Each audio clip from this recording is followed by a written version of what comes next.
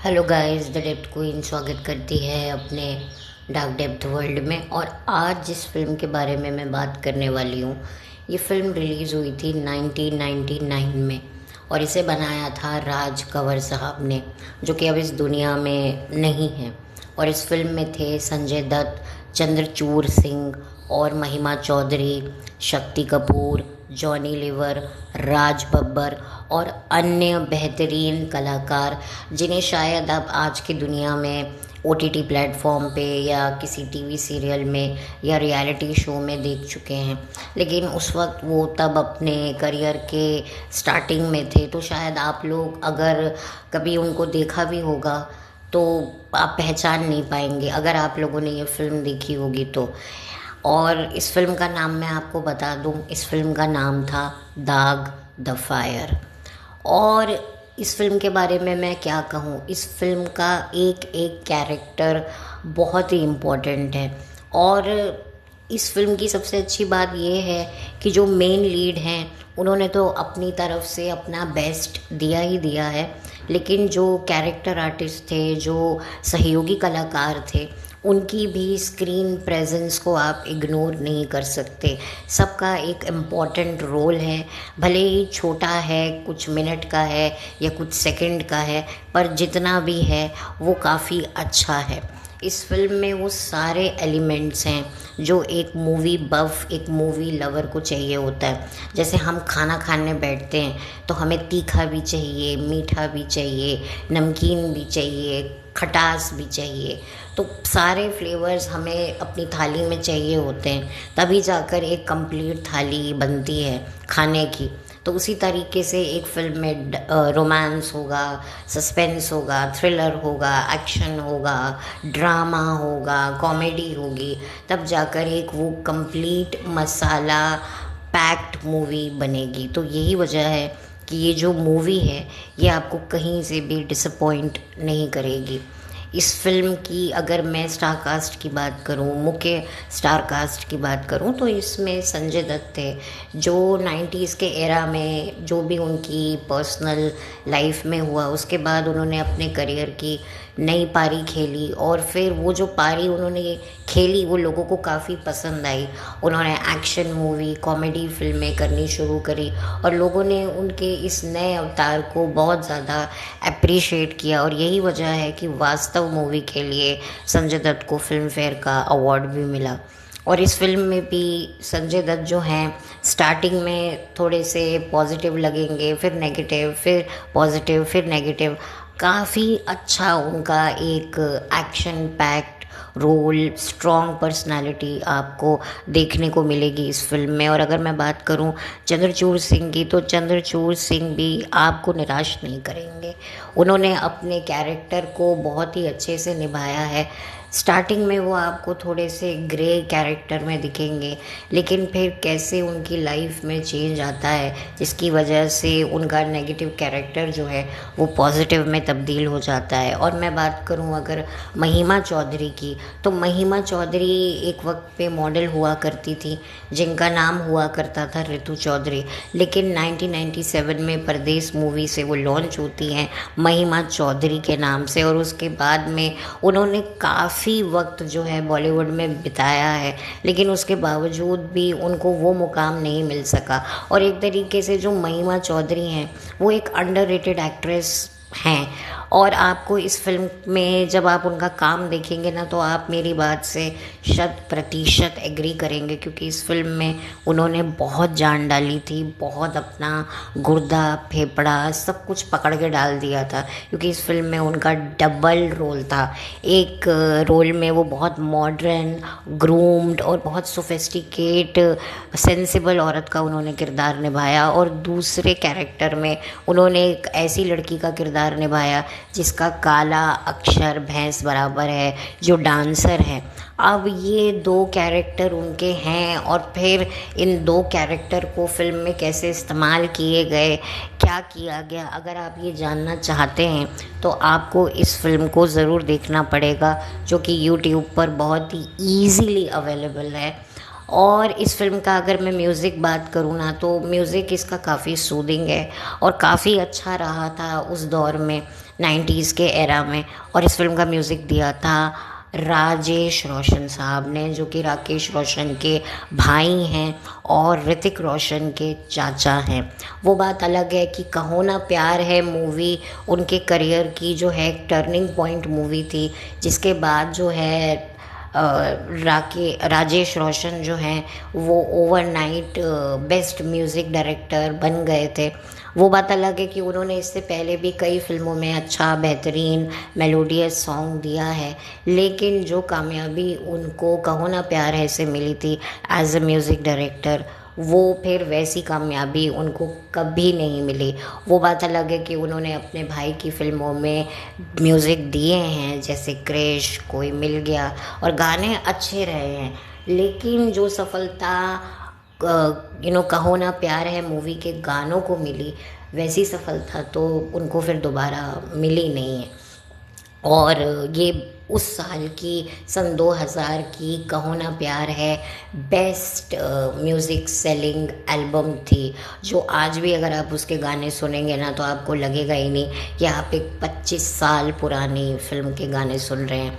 इस फिल्म का जो गाने लिखे थे दाग द फायर मूवी के, वो समीर ने लिखे थे। अब मैं बात करूंगी इस फिल्म की एक और चरित्र अभिनेत्री के बारे में, जो कि थी सुषमा सेठ। सुषमा सेठ भी 90s के दशक की एक मशहूर चरित्र अभिनेत्री रह चुकी हैं। अगर मैं इनके काम के बारे में बात करूं तो आप लोगों ने दिव्या भारती, ऋषि कपूर और शाहरुख खान की फिल्म दीवाना तो देखी होगी। इसमें ये ऋषि कपूर की मदर का रोल प्ले कर रही थी दीवाना मूवी में, और दिव्या भारती की मदर इन लॉ का भी इन्होंने किरदार निभाया था। और जब ऋषि कपूर की फिल्म में डेथ होती है तो इन्होंने ही दिव्या भारती और शाहरुख की फिल्म में शादी करवाई थी। तो काफ़ी अच्छा दमदार इन्होंने कैरेक्टर प्ले किया हुआ है। और इन्होंने जो है दूरदर्शन के पहले डेली सोप में भी काम किया था, जो 80s के दशक में बड़ा ही मशहूर हुआ था, जिसका नाम था हम लोग। इनकी बेटी दिव्या सेठ भी उसी सीरियल हम लोग में उनकी पोती का रोल कर रही थी। दिव्या सेठ वही हैं जो जब वी मेट में शाहिद कपूर की मदर का रोल कर चुकी हैं। तो शायद अब आप पहचान गए होंगे कि मैं किसकी बात कर रही हूँ। और दिव्या सेठ अभी बीते दिनों काफ़ी ज़्यादा चर्चा में थी, क्योंकि उनकी बच्ची की बड़ी ही आकस्मिक और बहुत ही छोटी आयु में उनकी डेथ हो गई थी किसी बीमारी के चलते। तो इस वजह से भी वो सोशल मीडिया पे उनके बारे में काफ़ी आ रहा था, तो आपको पता ही होगा। तो ये पूरी की पूरी जो फिल्म है वो राज कंवर साहब ने बड़े ही बेहतरीन तरीके से बनाई है। राज कंवर साहब की जो जर्नी है ना, अगर आप उसको देखेंगे ना 90s के एरा से शुरू होकर सन 2006 तक, सारी की सारी मेजॉरिटी फिल्में ब्लॉकबस्टर तो रही हैं, उनके म्यूज़िक भी ज़बरदस्त रहे हैं, जैसे कि जान, जीत, इतिहास, दीवाना, हर दिल जो प्यार करेगा, और हमको दीवाना कर गए, अंदाज़, क्या अक्षय कुमार, क्या शाहरुख खान, सलमान खान, हर कोई बड़ा एक्टर उनके साथ काम कर चुका है और एक ज़बरदस्त कामयाबी हासिल कर चुका है। इस फिल्म में आपको एसीपी प्रतिमन भी देखने को मिलेंगे, जो इस फिल्म में संजय दत्त के पिता का रोल कर चुके हैं। इससे पहले भी या शायद इसके बाद भी वास्तव फिल्म में भी एसीपी प्रतिमन जो थे वो संजय दत्त के पिता की भूमिका निभा चुके थे। और तब एसीपी प्रतिमन साहब की बहुत ही ज़्यादा डिमांड थी। सीआईडी तब चल ही रहा था, बहुत ही लॉन्ग रनिंग डिटेक्टिव शो वो रहा है सोनी टीवी का, और इसकी वजह से उनको और उनकी टीम के सभी मेंबर्स को काफ़ी ज़्यादा पहचान मिली है, और आज भी लोग उनके उस शो को मिस करते हैं। हालांकि बीते दिनों बहुत सारी खबरें आ रही थी कि भाई उनको रिप्लेस कर दिया गया है, किसी ओटीटी प्लेटफॉर्म पे सीआईडी आ रहा है। खैर मुझे तो ज़्यादा पता नहीं है, लेकिन काफ़ी उन्होंने फ़िल्में भी करी हैं। सीआईडी के अलावा भी बहुत काम किया है उन्होंने, मराठी फिल्म में भी और हिंदी फिल्म में भी। तो बहुत ही ज़बरदस्त फिल्म है ये, और आप इसे देख सकते हैं। ठीक है, थोड़ी बहुत आगे पीछे फिल्म में कुछ ऐसे सीन्स हो सकते हैं, अगर आप यूट्यूब पे देख रहे हैं तो बहुत इजीली आप आगे कर सकते हैं। हमारे टाइम तो भाई केबल टीवी पे फिल्में आती थी तो हम चैनल, हमारे जो घर के बड़े होते थे वो चेंज कर देते थे कि भाई ये गाना निकल जाए, इसके बाद पिक्चर जो है देखेंगे। तो कई बार गाना फटाफट निकल भी जाता था और हमारी पिक्चर मिस भी हो जाती थी। लेकिन यूट्यूब पे ये थोड़ा रहता है कि भाई गाना बहुत इजीली आप आगे कर सकते हो। एक्चुअली इस फिल्म के बारे में बात करने का मेरा एक ये भी मकसद था कि ये मेरी बचपन की काफ़ी सारी यादें इस फिल्म से जुड़ी हुई हैं। हम लोग ना, जब भी उस टाइम पर ये फ़िल्म आई थी तो हम स्कूल में पढ़ते थे, और जब भी हमें पढ़ाई से ब्रेक मिलता था ना, हम इस फिल्म के सीन्स को रिक्रिएट करने लग जाते थे और बड़ा हंसते थे, चाहे एक्शन सीन हो या कोई कॉमेडी डायलॉग हो। अच्छा, इस फिल्म का एक महिमा चौधरी का डायलॉग बड़ा ही फेमस हुआ था, सेठ औरत को पैर की जूती समझना छोड़ दे, जिस दिन पड़ेगी ना बेभाव की पड़ेगी। कुछ ऐसा ही डायलॉग था जो शायद अब मैं थोड़ा भूल भी गई हूँ, लेकिन ये बहुत फेमस पिक्चर है और ये एक अमेरिकन मूवी से इंस्पायर थी। और पहले क्या होता था, लोग नकल करते थे तो अक्ल लगा कर करते थे, अब तो नकल में भी अक्ल नहीं रही है। तो नकल करने के बावजूद भी ये फ़िल्म बहुत ही अच्छी है, एंटरटेनिंग है। इसमें वो सारे एलिमेंट हैं जो आपको 90s की फ़िल्मों में मिला करते थे और जो आज की फ़िल्मों से गायब हैं, क्योंकि 3 घंटे की फ़िल्म पहले बनती थी तो हर लिहाज से पब्लिक को जो है सेटिस्फाई करने का पूरा प्रबंध किया जाता था। तो आप इस फिल्म को देखिए, इन्जॉय कीजिए और अपनी जो भी ओपिनियन है मेरे साथ ज़रूर शेयर कीजिएगा कि ये फ़िल्म आपने सिनेमा घर में देखी थी या टीवी पर देखी थी। एक्चुअली इस फिल्म से इतना मेरा जुड़ाव है ना कि आज भी कहीं पर भी ये फ़िल्म आ जाए सैटेलाइट चैनल पर तो मैं पलट के ज़रूर देखती हूँ कि अच्छा ये फ़िल्म आ रही है। तो एक हंसी भी आ जाती है, क्योंकि हम लोग अब नए नए बड़े हो रहे थे तो कुछ ऐसी फिल्में होती हैं ना जो जिनका एक अलग ही क्रेज़ होता है। तो अच्छी थी, इसमें सब कुछ, सबकी एक्टिंग भी बहुत अच्छी थी और इसमें बहुत ज़्यादा मेहनत की गई है, ख़ास तौर पे महिमा चौधरी द्वारा। उनके डांस, उनकी परफॉर्मेंस, आपको लगेगा कि यार इस बंदी ने तो सब कुछ अपना झोंक दिया है, लेकिन उसके बावजूद भी आज आप महिमा चौधरी को देखें तो बेचारी अब वही कैरेक्टर रोल कर रही है, बुज़ुर्ग औरत का रोल कर रही है।